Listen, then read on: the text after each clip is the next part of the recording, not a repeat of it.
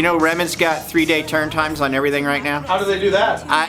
They're amazing. They're just amazing. They have it on literally everything and premium pricing. I kind of want to do that jingle, like that $5 foot long. 3-day turn time at Refin. Well, damn it, now I think we should put that together. 3, 4.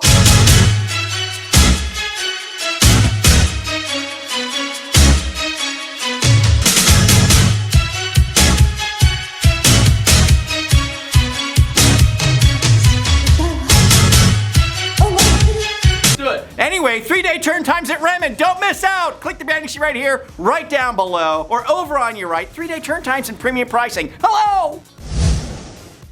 Check out Refin. These guys are fantastic, and they've been with us for a long time, and they have always come through. So anyways, the National Fair Housing Alliance and 9 other housing organizations decided that Redfin needs to get sued. Yeah, they say Redfin is redlining. Okay, here we go. The lawsuit states, Redfin redlines communities of color in this digital age by setting minimum home listing prices in each housing market on its website, under which it will not offer any real estate brokerage services to buyers or sellers. These minimum price limits serve no legitimate purpose. Redfin's rules guarantee that it will receive a set minimum commission regardless of the price of the home. By the way, it serves no purpose. Outside of that whole money thing, right? Give me a break, that's so silly. Okay, but I'm gonna buy this whole thing. Let's just say that. Redfin is a bunch of racists because they don't want to buy cheap homes. I can't help but notice that the lawsuit assumes only people of color own cheap homes. But let's take it a bit further. If Redfin is redlining, then we would have to extrapolate and assume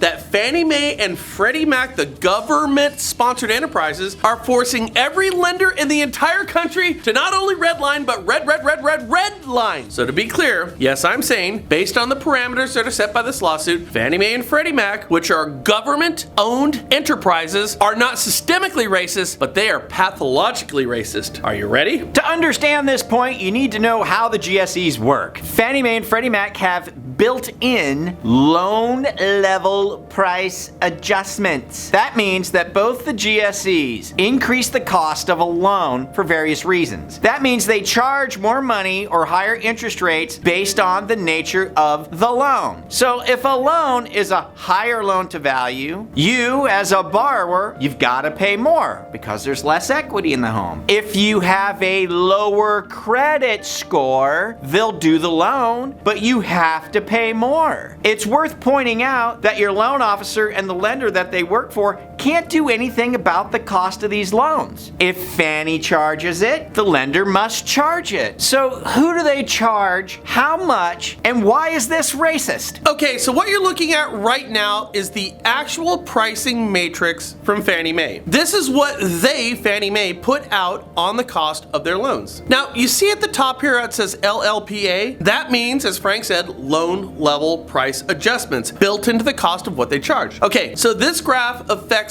the cost of a loan based on a person's credit score. So you understand, at the top, if you have, say, a score equal or greater than 740 with a loan amount less than 60% LTV, Fannie's going to charge you 3/8 basis points, 0.375. That's on top of whatever the raw pricing for that loan is. So what lenders will do is get 0.375 rebate to cover the cost of Fannie Mae so the borrower doesn't have to pay that in cash. Now, so on a $200,000 loan, that hard cost is $750. Get it? Now here's where it gets prohibitive to underserved and minority communities. And by the way, this is built in and it's intentional. Let's reboot that $200,000 loan that costs $750. If you have a credit score of say 650 and you don't have 40% to put down on the darn house, you have a government charge of 1.875. That means on that same $200,000 loan, where a good credit borrower with a lot of money only has to pay $750, the profile of the lower credit score person with less cash has to pay $3,750. That's $3,000 more for a borrower with less than perfect lending considerations. Now, Why is this racist? Well, according to Shift Processing, who looks at credit scores all day long, the average credit score for a white borrower is 734. The average score for an African American is 677. Now, we're not going to get into credit scoring matrices, but suffice it to say that black Americans have scores that are a full 50 points plus lower than white Americans, on average. So that means, on average, African Americans are going to pay nearly 2 points more on their government loans than white Americans. Again, these are charges brought by Fannie and Freddie, two nearly wholly owned government agencies. The end result is nothing short of redlining. In fact, because these fees are forced on lenders, they will, on average, have to charge African Americans and even Hispanic Americans more for their loan in either cost or rate